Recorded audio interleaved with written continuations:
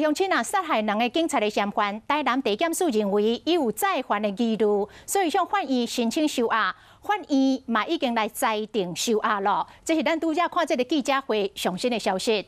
回头过来看，台南这2位警员来追捕着通缉犯，互对方杀害，甚至死亡。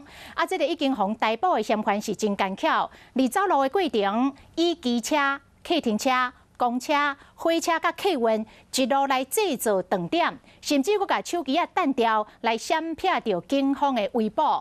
若检警这边是大动作，先是台南市刑警大队伫个新营迄间防抢劫的超商，采到一个关键的指纹，锁定这个姓林的就是凶手。接落来调看100多支的监视器，发现这个嫌犯抢完着超商了后，坐白牌的客停车落南。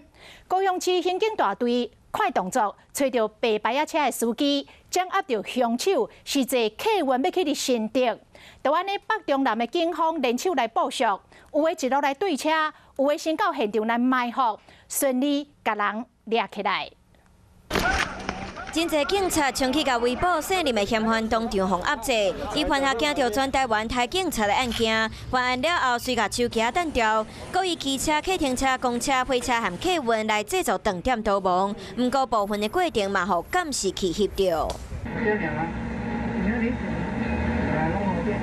为着装钱逃亡，伊伫新营押请抢超商，嘛是伫遮互警方锁定。他在现场有留下的相关的，不管是指纹也好，相关的违违基证也好，我们都有进行采证。台南市刑台快速比对了后，确定姓林的嫌犯犯案，开始布下警网抓人。犯伊抢超商了后，行去找白牌客停车，坐车一路往南。高雄市刑台接到通报，赶紧展开追捕。